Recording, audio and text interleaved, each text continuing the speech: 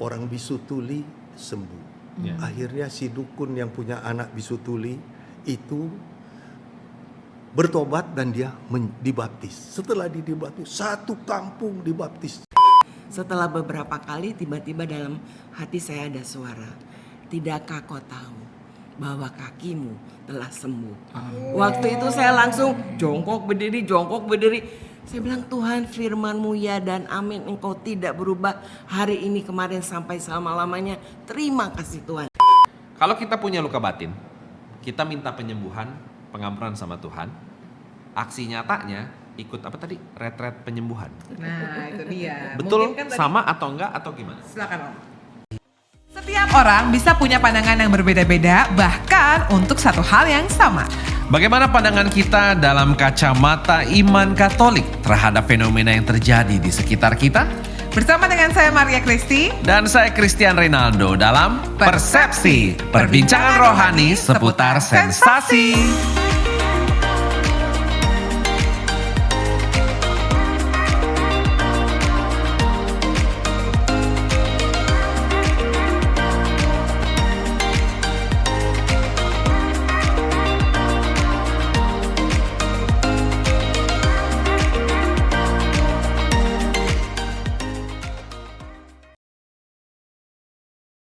Dan ternyata Om Yopi sama Tante Ivon juga punya sebuah cerita yang luar biasa, terutama Om Yopi mungkin ya, bagaimana luka fisiknya itu disembuhkan dengan luar biasa sama Tuhan. Bahkan tim medis pun kayaknya udah angkat tangan. Boleh ceritain nggak Om Yopi?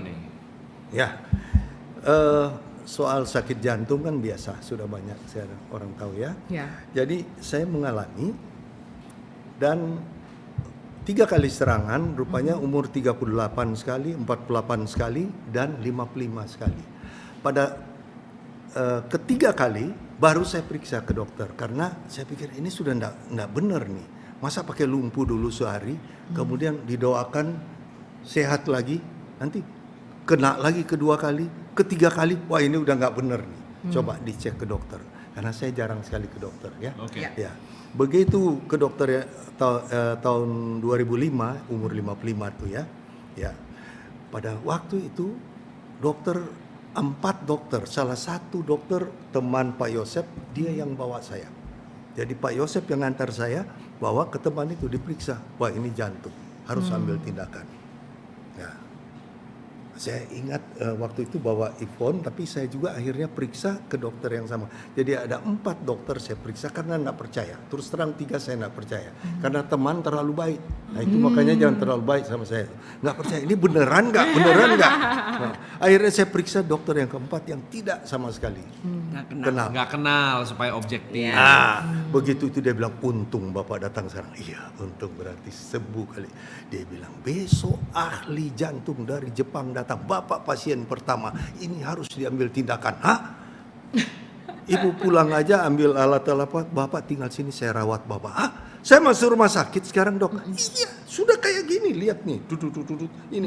Wah, dia bilang intinya 4 dokter bilang saya harus diambil tindakan. Mau bypass, mau ring, mau apa nggak tahu. Wah, saya pulang.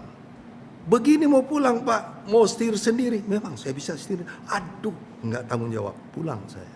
Saya merengek pada Tuhan, Tuhan tolong Tuhan. Nah, iman saya bertumbuh bahwa Tuhan sanggup sembuhkan saat sering pelayanan sama Pak Yosep, orang bisu tuli sembuh.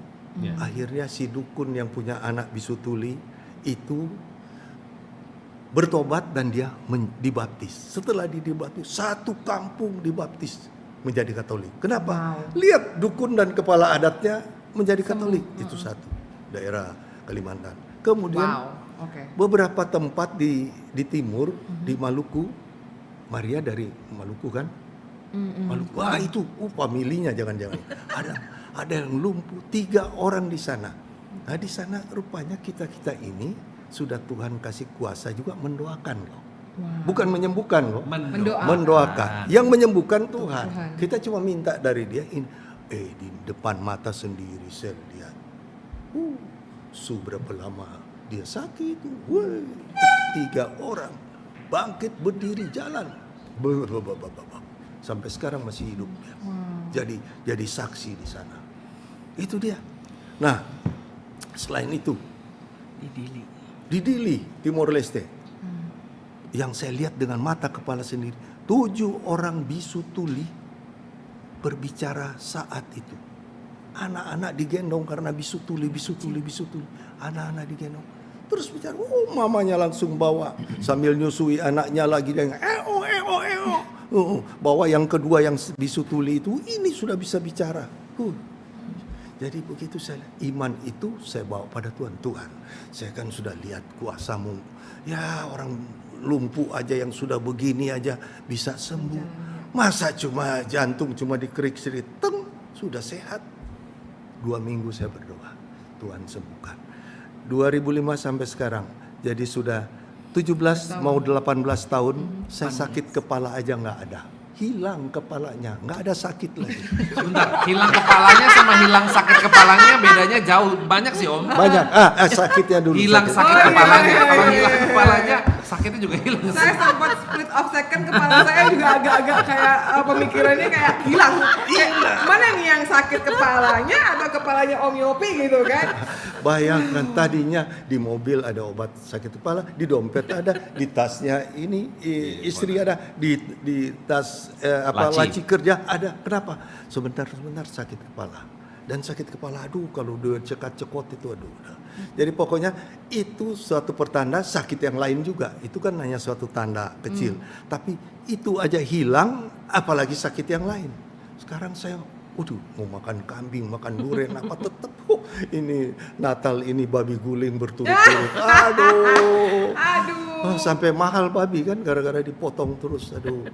Itu. Jadi sampai demikian saya makan terus tapi tahu batas lah. Nah, ya, disclaimer on dulu ya.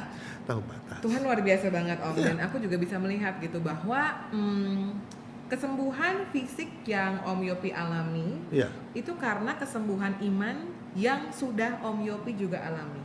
Kebayang nggak kalau misalnya ternyata ya Om Yopi ini masih menyimpan banyak luka gitu ya, dari masa lalunya, dari apa, Om Yopi nggak akan bisa dengan mudahnya percaya dan mengimani bahwa Tuhan kita sanggup dan diizinkan Tuhan melihat banyak sekali perbuatan Tuhan di hari-hari yang sekarang gitu. Jadi bukan 2000 tahun yang lalu, bukan di mana nggak, di Indonesia dan di tahun 2000-an sekarang yang masih ada gitu.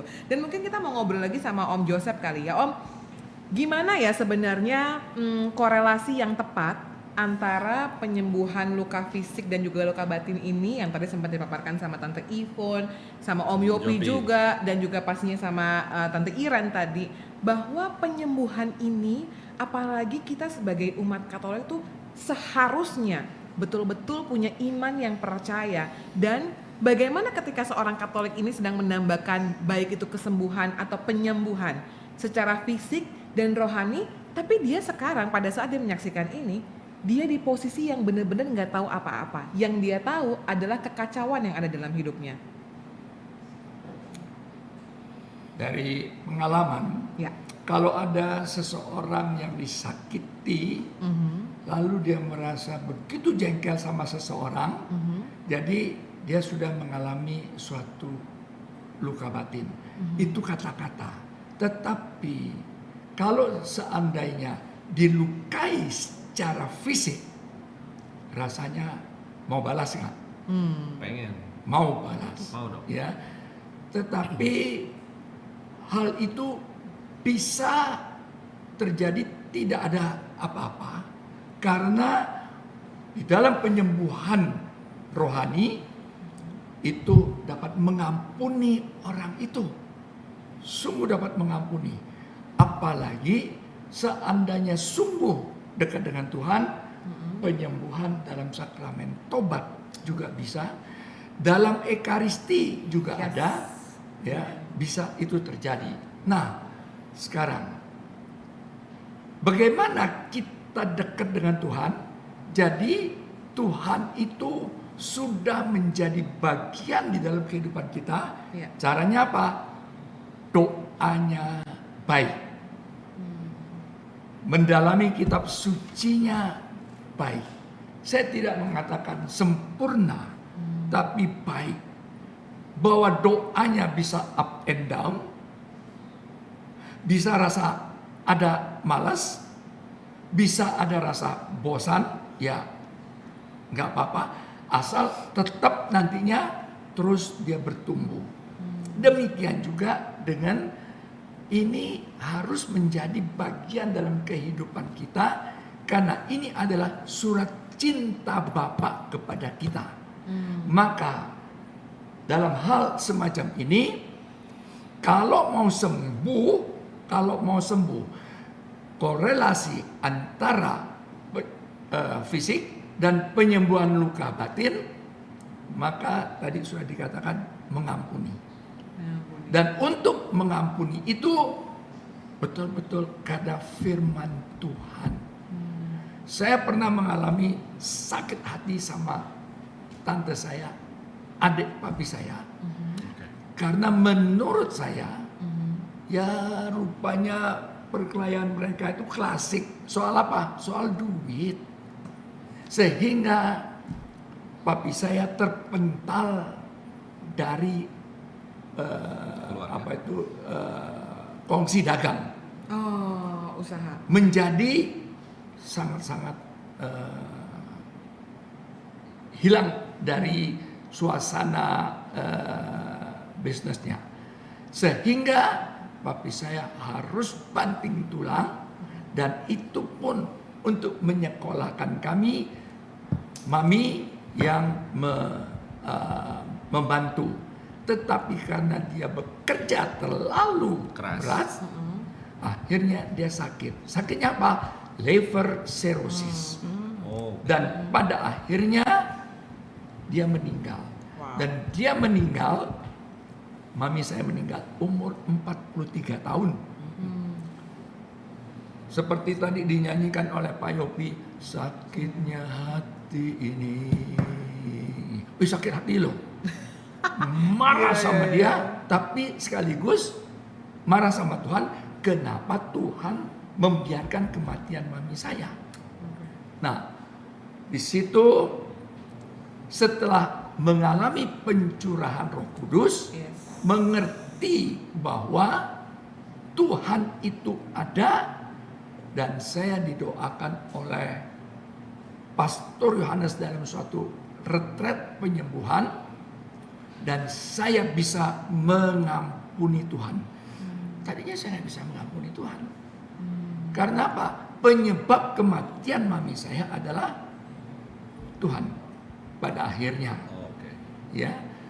Jadi setelah itu saya mulai bertumbuh. Saya mulai berkembang di dalam doa. Jadi doanya dulu Bapak kami Salam Maria tok, tanpa penghayatan. Sekarang sudah lebih mendalam. Ekaristi pun sudah mengerti. Saya tidak hanya datang terlambat pulang duluan, tetapi sungguh mengalami kehadiran Tuhan. Nah, lewat semacam itu, kalau diejek, dihina, sudah mulai berkurang rasa sakitnya itu. Dan Tuhanlah yang menyembuhkan. Amen. Seandainya nih, ini ilustrasi ya, Chris. Iya, boleh. Kalau kita direndahkan oleh orang lain, biasanya kita akan melawan. Tetapi saya nggak tahu di Kupang bunyi lagi. Nggak apa-apa Om, namanya juga kursi. Nggak masalah Om. Di Kupang nih, Chris, di daerahmu, telur ayam kalau diceplok namanya apa, Chris? Setahu saya ya Om Ya. karena saya juga kan masih di Kupang kotanya. Ya. Tetap sama sih Om, telur ceplok juga Om, belum ganti sih Om. Oh, Kalau di keluarga saya ya, nggak tahu keluarga lain Om. ada nama lain nggak? Nah aku nggak tahu, tapi kalau di keluarga aku ya tetap telur ceplok aja. Kalau di Chris, telur apa namanya? Mata Telur- sapi. Mata sapi. Iya lagi. Di Kupang ada nggak mata sapi? Telur mata sapi? Ada. Nah, yang punya telur siapa? Ayam. Yang punya nama siapa? Sapi. Apakah ayam sakit hati? Tentu tidak. Dari mana taunya? Karena mereka nggak berantem. Enggak. Karena ayam terus bertelur. Biar dia sakitin. Kalau dia sakit hati dia berhenti bertelur. Berhenti ya. bertelur. Masuk akal. Jadi bagi kita penting untuk dekat sama Tuhan baru bisa mengampuni, sehingga biar nama orang lain dikenal, nama dia tidak dikenal, tapi Tuhan dikenal. Amin. Bagus ya. Penjelasan dan ilustrasinya nyangkut di saya apa karena frekuensi? Iya. Itu bukan jokes bapak-bapak ya. Menurut kamu listeners ini jawab bapak-bapak atau bukan? Kalau iya kamu tinggal langsung komen, kalau enggak juga komen aja, nggak Ya, masalah. apapun itu komen aja pokoknya. Nah kami sekarang, Ya. It's a beautiful illustration. dulu itu ya kami nggak ngerti apa-apa. Kami sama Tante Irin, Ya. kami melakukannya spontanitas. Apa yang diajarkan oleh Romo Sugiri itu kami ikut saja. Tapi sekarang setelah ada instruksi mengenai doa penyembuhan, Oke. ini resmi dari Gereja Katolik, Yes. kami mulai belajar Yes. bahwa pada akhirnya segala macam teori boleh ada, tetapi yang menyembuhkan adalah Tuhan Tuhan. Yesus. Kalau kamu sakit kepala, Ya. makan apa? Minum Ya, minum apa? obat sakit kepala. Apa namanya? Namanya Tit ya, soalnya nggak sponsor om. Nggak Parame. boleh. bukan Wow, bukan bukan. Bukan. Na- Panadol. nama ininya adalah paracetamol. Nama zat. Paracetamol. Bukan lo bawang. Kalau dulu saya Ah. makan aja. Jadi yang menyembuhkan saya siapa? Paracetamol. Betul? Iya. Sekarang tidak. Harus kita doakan. Dengan demikian akhirnya yang utama yang menyembuhkan adalah Tuhan. Karena kita doakan. Paracetamol betul menyembuhkan. Maka disebabkan karena dekatnya kita kepada Tuhan. Oke. Coba nih saya ini ya nyambungin ya. Bener Boleh. apa enggak nih? Boleh. Jadi kalau misalnya kita sakit, Iya. kita berdoanya ke Tuhan, minta penyembuhan ke Tuhan. Tindakan nyatanya adalah dengan minum obat paracetamol tadi. Kalau ini menurut saya, kalau salah tolong dikoreksi. Kalau kita punya luka batin, kita minta penyembuhan, pengampunan sama Tuhan. Aksi nyatanya ikut apa tadi? Retret penyembuhan. Nah itu dia. Betul Mungkin kan tadi- sama atau enggak atau gimana? Silakan om. Ya, bahwa retret adalah sarana. Di sana akan dijelaskan, misalnya tadi, itu tuh baru satu saja Ya. mengenai luka batin, mulai dari kandungan. Tetapi pada saat lahir, bisa nggak terjadi luka? Bisa. Karena ada kemungkinan susah keluarnya, bandel. Oh. Nah, kedua, balita masa 5 tahun diejek, dibully masa sekolah, dan itu sekali lagi Yohanes bab 21 ayat 1 sampai 14 selalu dijelaskan dalam suasana retret. Tetapi kalau dalam retret masih belum, maka carilah seorang counselor, Ya. counselor ya. Ya. Tetapi konselor itu harus cocok dengan kita. Nah, Jangan itu dia. asal, oh katanya dia hebat loh, katanya dia bagus loh. Oke, boleh. Di dunia kedokteran kita akan cari dokter yang hebat. Tetapi mencari konselor harus kira-kira cocok atau tidak yes. dengan diriku. Yes. Aku harus juga melihat siapa orangnya dan frekuensi kita. Harus nyambung ya om ya. Chemistry-nya. Chemistry-nya harus nyambung ya. Ya, jadi konselor Anda perlu memberikan bimbingan demi bimbingan, karena terkadang tidak hanya firman Tuhan yang diberikan, tetapi penyebab utamanya apa? Sakit hati kepada orang itu sembuh atau belum. Yes, itu untuk- dia tadi ya. Itu langkah yang benar-benar di-explain dengan sangat baik oleh Om Joseph. Dan pastinya salah satu yang tadi, kalau misalnya kan tadi aku pertanyaannya satu ya, kalau dia nggak tahu apa-apa nih harus gimana ya gitu, harus mulai dari mana? Om Joseph langsung semuanya diutarakan karena Om Joseph sudah melaluinya dengan sangat baik, dan salah satunya adalah retret penyembuhan. Dan di tanggal 24 sampai dengan 26 Maret ini ada sebuah retret penyembuhan yang pastinya aku juga yakin ini merupakan salah satu jawaban dari doa kamu. Seperti apa informasinya? Coba kita saksikan informasi yang berikut ini.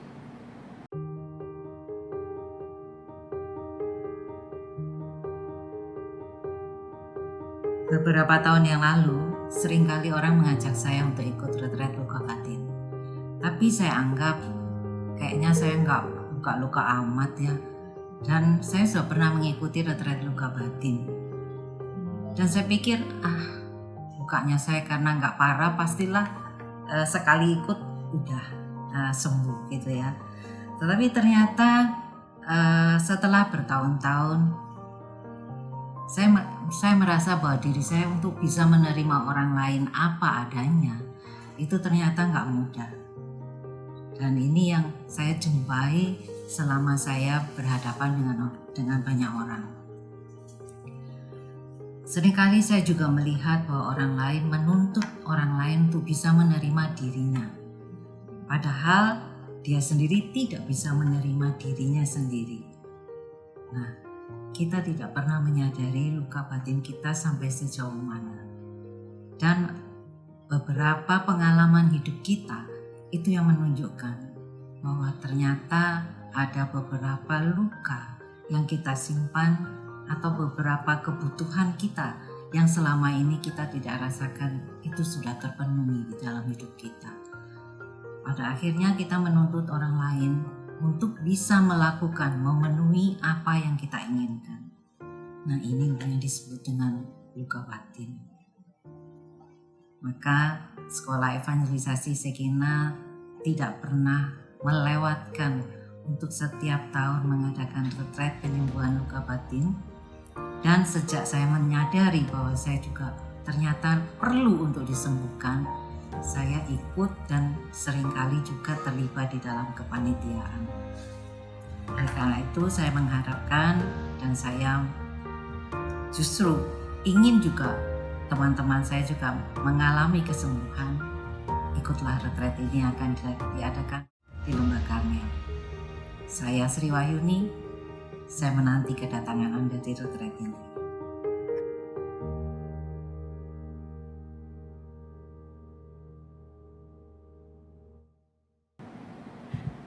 Nah, itu dia tadi ya. Jangan lupa dicatat tanggalnya 24 sampai dengan 26 Maret 2023. Tapi misalnya, aku nonton episode yang ini udah di bulan Juni, pasti di kontak personnya retret penyembuhan ini akan terus ada. Rutin ya? Jadi pastinya, walaupun ini mungkin yang tadi yang kita sebutin udah lewat waktunya, kamu cari tahu pasti ada retret penyembuhan yang lain. Atau sesuai dengan tadi kata Om Yosef tadi, mulailah dari doa pribadi dulu. Tahu doa Bapak kami kan? Mungkin seperti Om Joseph tadi baru bisa Bapak kami doang, but at least kamu satu langkah lebih maju untuk mendoakan, menghayati, lalu mungkin dari doa Bapak kami bisa masuk ke pujian, mulai belajar baca Injil, mulai misa, enggak datang duluan pulang belakangan ya, atau yang kebalik ya, datang belakangan pulang duluan ya kan? Nah, pokoknya celebrate your little step untuk mengalami penyembuhan yang ada. Karena yakinlah mengenai penyembuhan baik fisik ataupun batin,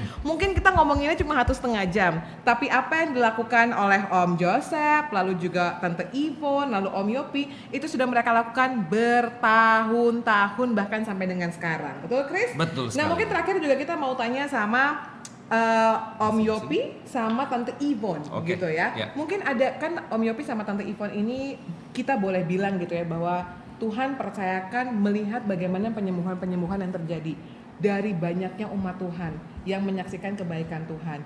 Mungkin di saat ini Om dan Tante ada orang yang benar-benar kayak, masa sih masih ada? Apa Tuhan bisa ya sembuhin gue? Mungkin Om sama Tante ada yang mau disampaikan untuk teman-teman listeners yang benar-benar lagi ada di keadaan yang gelap banget, nggak bisa deh, ini kayaknya sembuhnya nggak akan bisa deh gitu. Baik, kalau soal penyembuhan itu kami sudah alami sendiri.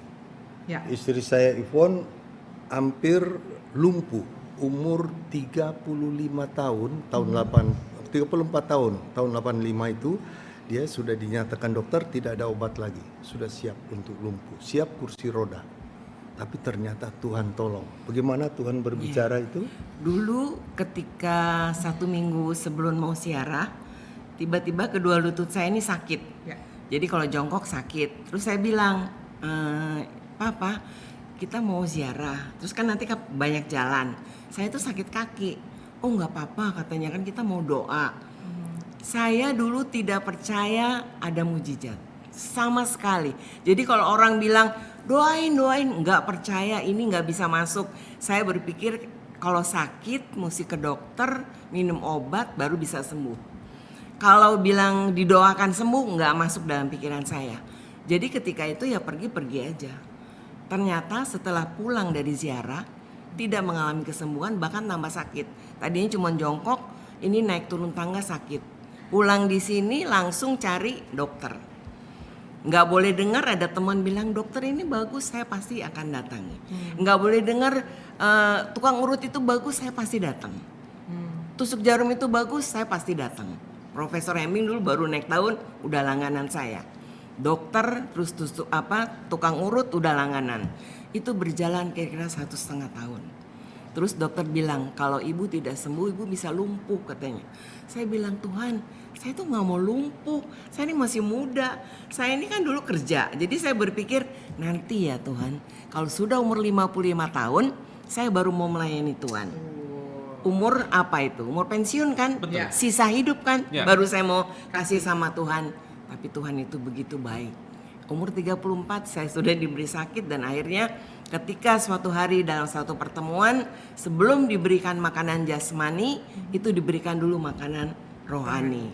Nah, makanan rohani ayat yang saya hafal pertama kali seumur hidup saya itu Ibrani 13 ayat 8. Tuhan Yesus tidak berubah kemarin, hari ini dan sampai selamanya. Apa yang ibu bapak alami saat ini? Dia katakan, ibu berbeban berat, ibu sakit, ibu masalah keluarga, ibu punya masalah pekerjaan, dia tidak berubah. Dari dulu sekarang sampai selama-lamanya. Itu masuk banget di pikiran saya, menyentuh hati saya. Pulang di rumah saya berdoa, saya katakan, Tuhan ampuni saya. Kalau saya tidak percaya bahwa mujizat itu tetap ada. Sekarang saya serahkan sakit saya ke dalam tangan-Mu. Tapi saya juga harus tahu kan, saya harus kemudian saya ada retret saya ikut, rekoleksi saya ikut, puji-pujian, baca firman. 3 bulan kemudian ketika suatu hari saya mau simpan piring ke lemari pendek, biasanya saya jongkok tuh susah berdiri, tapi itu saya bisa lakukan. Setelah beberapa kali tiba-tiba dalam hati saya ada suara, tidakkah kau tahu bahwa kakimu telah sembuh? Waktu itu saya langsung jongkok berdiri. Saya bilang Tuhan firman-Mu ya dan amin, Engkau tidak berubah hari ini kemarin sampai selama-lamanya. Terima kasih Tuhan. Dan mulai saat itu hidup saya berubah. Iya. Berubah. Jadi- dan saya katakan saya mau melayani Tuhan. Jadi dari situ saya melihat Tuhan yang kita sembah itu enggak bisu rupanya.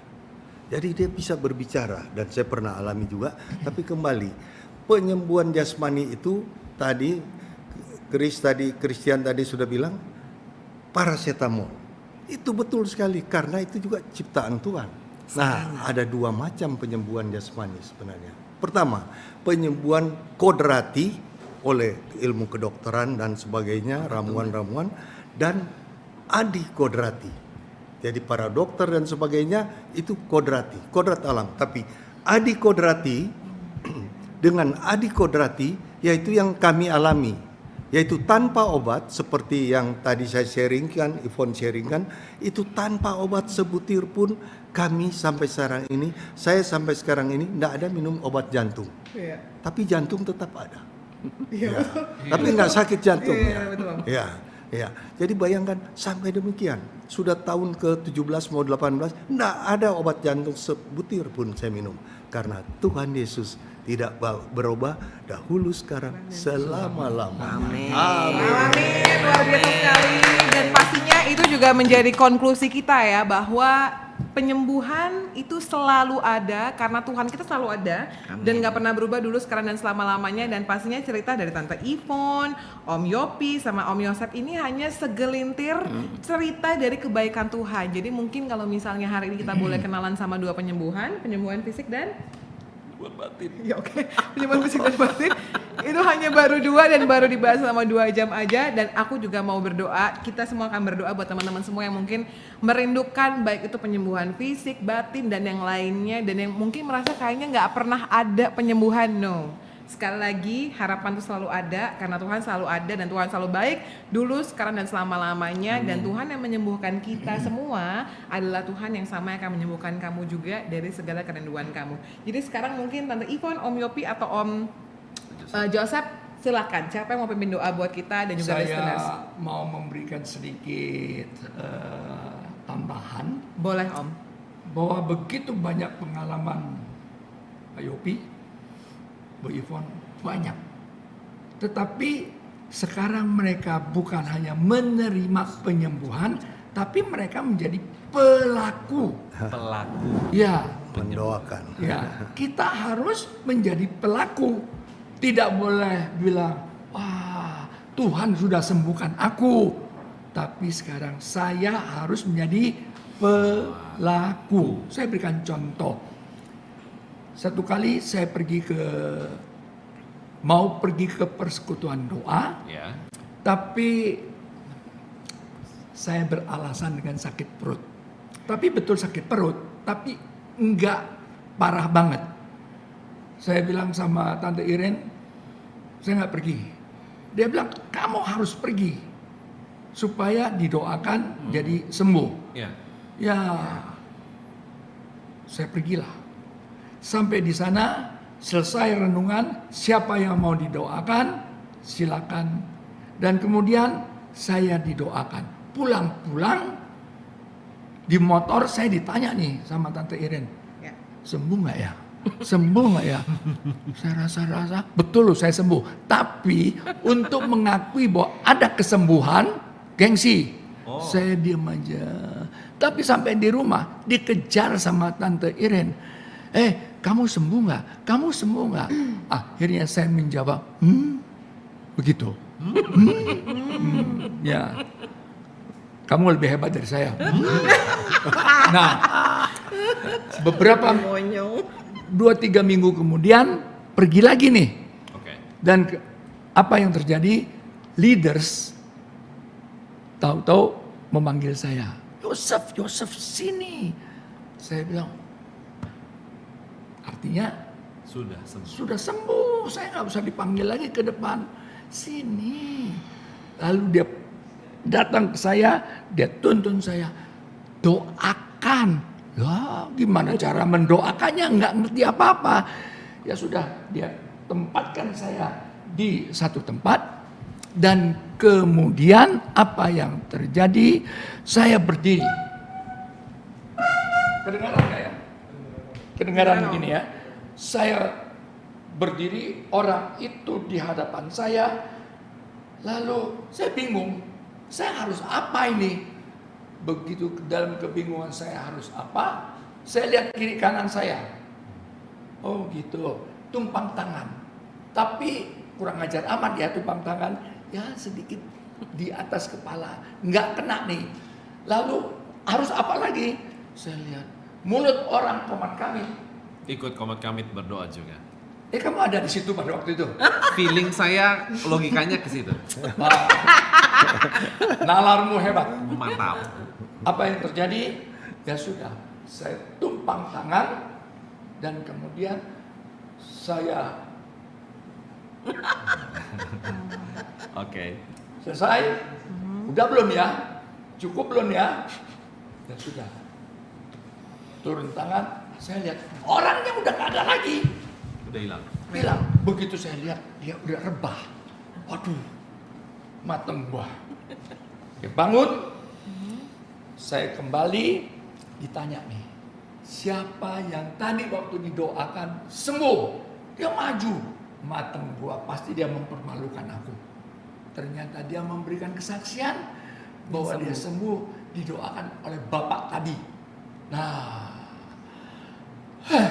lega saya dan pesan bahwa jangan hanya mau nerima didoakan, Tapi tetapi harus Jadi jadi pelaku. jadi pendoa. Amin. Amin. Thank you. Wow, luar biasa. So, terima kasih Pak Jopi Tarore, Pak Joseph Teja Indra, dan juga Ibu Ivon Tarore atas hari ini luar biasa ya, sharing-sharingnya ya. Luar biasa. Jadi Om Jopi boleh bantu pimpin kita dalam doa? Oke, Sure. mari kita doa. Mari kita berdoa dalam nama Bapa, Putra, dan Roh Kudus. Amin. Segala pujian, hormat, kemuliaan hanya bagimu Tuhan. Kami sudah dengar kesaksian-kesaksian-Mu. Kami sudah mendengar juga pengajaran-Mu. Kami sudah saling menerima semua ini, berkat ini semua. Oleh karena itu kami rindu Tuhan. Semakin banyak orang menjadi pendoa untuk penyembuhan, semakin banyak orang melayani Engkau lewat penyembuhan ini. Terima kasih Tuhan. Berkati program ini menjadi berkat untuk ribuan orang menjadi pelayan-pelayan-Mu. Di dalam nama Tuhan kami Yesus Kristus, Tuhan dan pengantara kami berdoa dan bersyukur. Amin.